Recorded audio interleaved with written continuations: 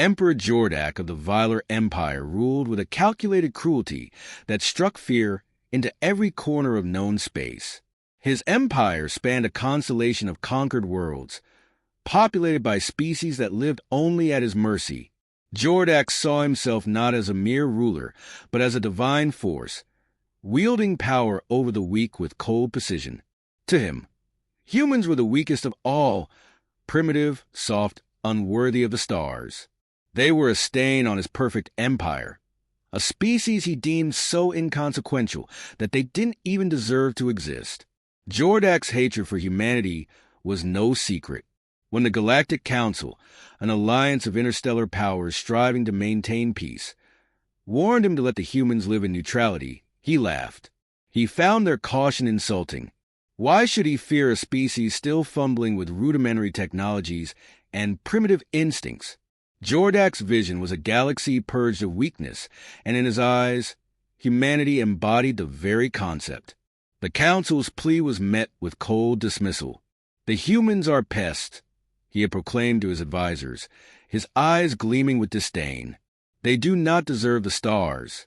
They deserve only extinction. The Council, though powerful, hesitated to force the issue. They understood that humans, though new to the interstellar arena, had an unpredictability that even the most advanced species couldn't fully comprehend. Humanity had been distant, isolated, and mostly indifferent to the politics of the galaxy, until Jordak's forces began attacking human outposts. For him, the destruction of these outposts was a simple lesson, a reminder of his dominance. But to the humans, it was a declaration of war. In his capital, the fortress world of Vilar Prime, Jordak reveled in the stories of despair relayed by his generals. They spoke of crumbling human stations and families torn apart, of screams echoing through the void. To Jordak, this suffering was a necessary purge, a message that the galaxy belonged to the strong. When one of his own advisors questioned the need to provoke a neutral species, Jordak's response was swift and brutal. Weakness breeds defiance, he hissed, his talon hand slicing through the air. Humanity must learn that its place is in submission or in ruin.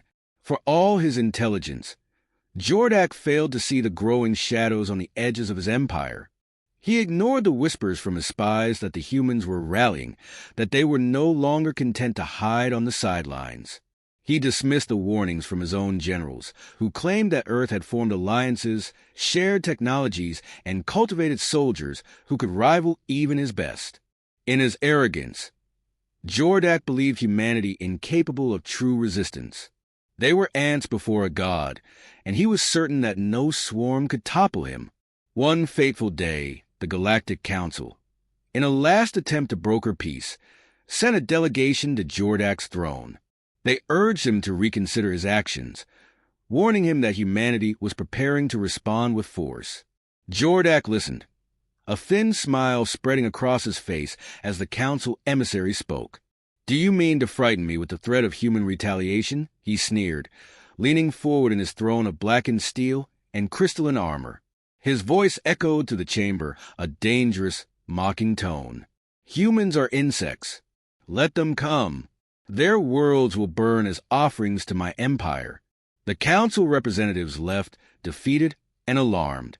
They had seen the intensity in Jordak's eyes, a fire that would consume anything that dared stand against him. They knew that, without intervention, the galaxy was on the brink of witnessing a massacre. And yet they also knew humanity would not go down quietly. In the days that followed, Jordak launched his final act of provocation. An elite fleet descended upon a quiet human research colony, obliterating it without warning. The scientists stationed there had no defense, no means of escape. The destruction was absolute, a calculated massacre designed to leave no survivors, no proof that humans were ever there. To Jordak, it was a minor affair, a demonstration of power. But to the humans, it was an act of war. Across the galaxy, the news spread like wildfire. Earth's leaders convened in urgent, closed meetings, their voices ringing with anger and disbelief. Humanity had been patient, peaceful even, trying to avoid entanglements with the volatile empires beyond their solar system. But Jordak had crossed a line that could not be ignored. The loss of the colony, innocent lives lost in the cold of space, was a wound too deep to heal with diplomacy. Jordak, cloaked in his invincible empire, had underestimated his opponents. He saw them as lesser beings, failing to recognize that their spirit was anything but weak. Humanity had been pushed to the edge, and their response would be unlike anything the galaxy had ever seen. In the final moments of this section, Jordak stands on his throne, watching the stars outside his citadel. He sees himself as a master of all he surveys, a ruler unchallenged. Little does he know that even now, humanity is preparing to shatter his illusion of dominance. And far away, on a hidden military base, a special forces team is assembling, led by a man who would stop at nothing to end the Emperor's reign of terror. The attack on the human research colony left Earth reeling, but the devastation quickly galvanized humanity. For years, they had remained neutral, choosing to watch the galaxy's power struggles from the sidelines. Yet Emperor Jordak's brutal display had crossed a line. In response, Earth's highest leaders gathered in a secure underground command center, debating the unthinkable: retaliation. The question wasn't if they could strike back, but how. Admiral John Steele, a grizzled veteran of Earth's defense forces, took the lead in those meetings. Known for his unwavering resolve, Steele had always believed humanity needed to prepare for inevitable threats beyond Earth. Now, his grim predictions had become reality. He leaned forward in his chair, scanning the room of somber officials, scientists, and military commanders. Jordak thinks we're weak because we've been silent, he began, his voice low and steady. But silence is not weakness.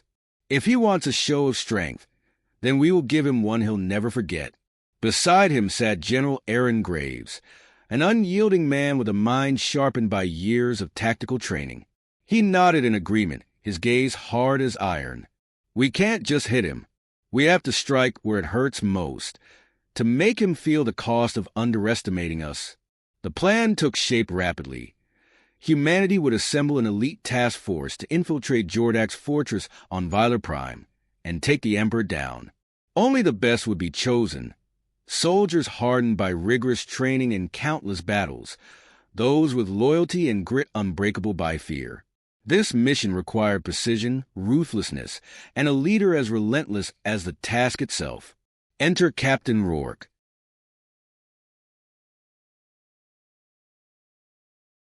Known among his peers as the Hammer, Captain James Rourke was a man molded by the harshest conditions, honed into a living weapon. Standing tall and imposing, with a scar running diagonally across his jaw, Rourke had the kind of stare that could strip a soldier down to his soul. His record was filled with impossible missions, each one solidifying his reputation as a fearless warrior and an uncompromising leader. He had faced alien threats before and knew the brutal cost of war. When Rourke entered the briefing room, he was greeted by nods of respect and wary glances.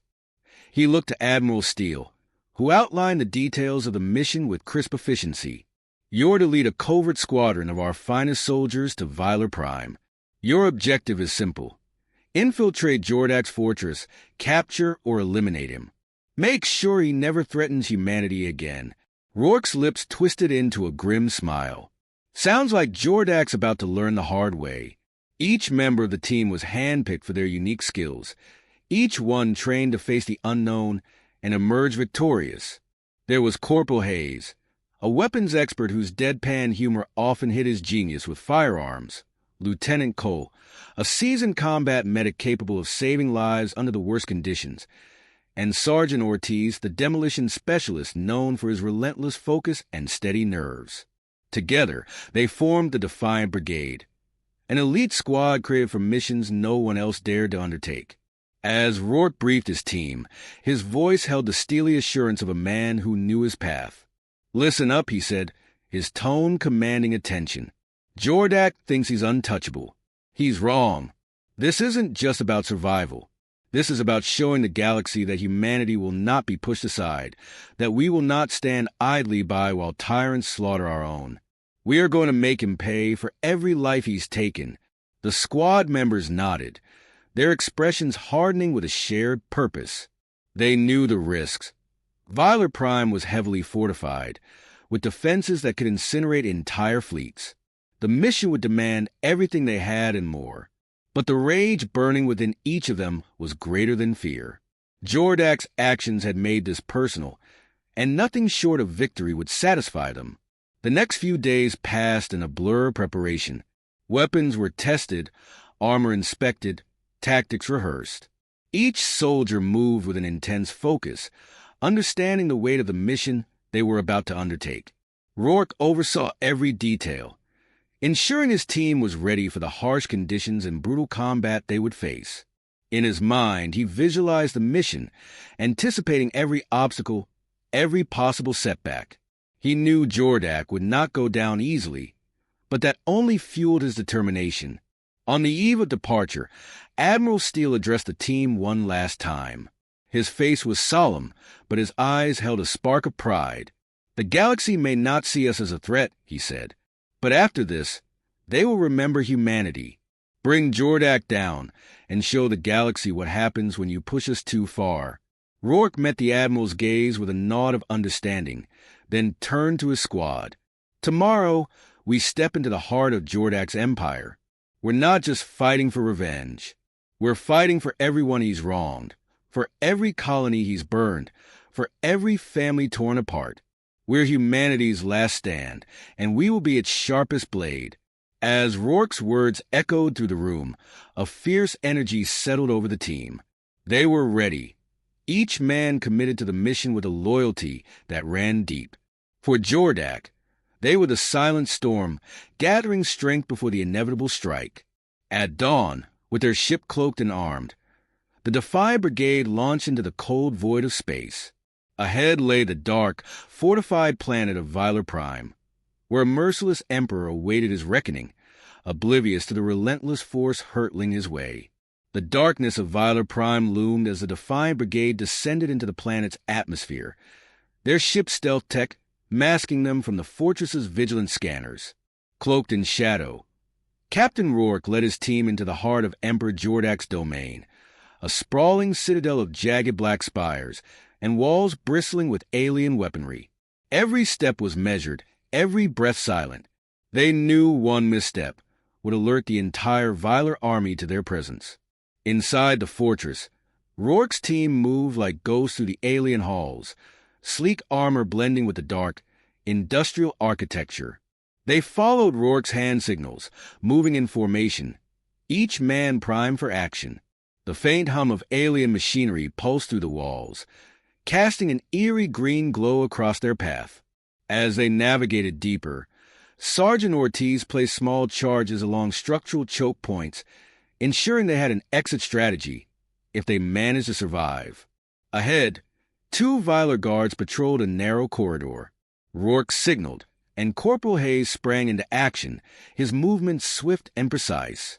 As soft as a silenced rifle took down one guard, another clean shot dropped the second before they could sound an alarm. Rourke gave a nod, satisfied. The team pressed on, each successful takedown fueling their resolve. Minutes later, they approached the core of Jordak's fortress, a massive hall dominated by his throne, a twisted sculpture of black metal, encrusted with alien gems. Jordak sat upon it, his face twisted in a permanent sneer, flanked by rows of elite Vilar guards. Rourke signaled his team to take their positions along the perimeter, concealed in the shadows. Every soldier's grip tightened around his weapon as they readied themselves. The captain watched Jordak from the shadows, studying the man who had terrorized so many, destroyed entire colonies, and dismissed humanity as mere insects. Rourke felt a chill settle over him, not from fear but from cold, calculated anticipation. He had waited for this moment, planned every detail, and now he would show Jordak exactly how wrong he had been. The assault began with a flash and a crack. Ortiz detonated one of the planted charges, sending a tremor through the fortress. In the chaos, Rourke's team sprang from the shadows, weapons blazing. The Vilar guards scrambled, unprepared for the onslaught. Hayes took down guards with surgical precision, while Lieutenant Cole maneuvered between them, providing cover fire and triage to any teammate who took a hit. In the midst of the gunfire, Jordak rose from his throne, fury contorting his features as he shouted commands in the guttural Viler tongue. His guards rallied around him, forming a protective line, but Rourke's team was relentless. One by one, the Viler guards fell, their superior technology no match for the humans' determination and precision. Finally, as the last of the guards crumpled, Jordak stood alone in the center of the hall, his cloak sweeping the ground like a shadow. Rourke stepped forward, his weapon aimed directly at the Emperor's chest. Jordak's eyes narrowed, his lips pulling back in a contemptuous sneer. "So," Jordak hissed, his voice dripping with scorn, "the insects have come to challenge the god." Rourke's gaze remained icy, unfazed by the Emperor's taunt. "No god bleeds like you will."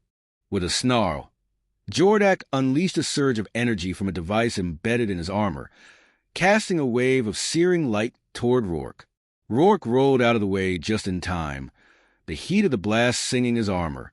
From his position, he fired back, his round sparking off Jordak's armor, chipping away at the Emperor's shield. The rest of the team fanned out, surrounding Jordak, their attacks coordinated and relentless. Jordak retaliated, moving with surprising speed and ferocity. He lashed out, using his advanced weaponry and unnatural strength to drive back his attackers. In one fierce swing, he struck Sergeant Ortiz, sending him sprawling across the floor. Ortiz gasped, struggling to regain his footing, but Rourke was there, retaliating with a powerful strike that cracked against Jordak's armor. The battle was brutal, each side giving no quarter. Jordak's strength was formidable, but he was one against a team driven by vengeance and the will to survive. Rourke saw an opening as Jordak staggered, a flicker of exhaustion in the Emperor's eyes. Summoning every ounce of strength, Rourke closed the distance, landing a fierce blow that shattered Jordak's armor. Jordak fell to his knees, gasping, blood oozing from the corner of his mouth. His once haughty expression twisted into disbelief as he looked up at the man he had underestimated. The proud Emperor, who had dismissed humanity as mere insects, now knelt before a human soldier defeated. Rourke loomed over him, his face expressionless, his weapon poised for the final strike. "This is for the colony," he said, his voice low and filled with the weight of countless lost lives. "For every innocent life you stole." With a final, decisive pull of the trigger, Rourke ended Jordak's reign. The Emperor's body slumped to the floor lifeless, his eyes staring blankly into the darkness. Silence filled the hall as the team took a collective breath, their mission complete. Rourke scanned the room, his gaze meeting each member of his team. They were battered, bloodied, but victorious. Behind them, the Citadel's alarms blared. Reinforcements were on their way. Rourke raised his hand, signaling for the team to move. "We're not done yet," he said, a grim determination in his eyes. "Let's get out of here." As they made their escape, the fortress trembled from the charges Ortiz had planted. With each step, they left behind the ashes of an empire, carrying with them the message that humanity, once provoked, was a force that would not be ignored.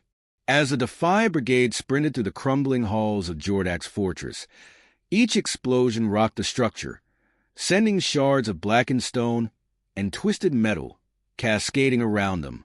Behind them, the alarms wailed with urgency as Viler reinforcements closed in, determined to avenge their fallen emperor. But the team moved with purpose undeterred. They had achieved what they came for. Jordak was dead, and his empire lay in shambles. Captain Rourke led the way, his gaze steely, every step measured and deliberate. He could feel the weight of victory pressing down on him, mingling with exhaustion and relief. Yet, there was no time to revel in their success. The corridors of Viler Prime were a labyrinth, and enemy forces would soon block every exit. "Stay tight," Rourke barked, his voice cutting through the chaos. "We're not out yet." Corporal Hayes, his weapon at the ready, scanned each corridor as they moved, watching for any sign of ambush.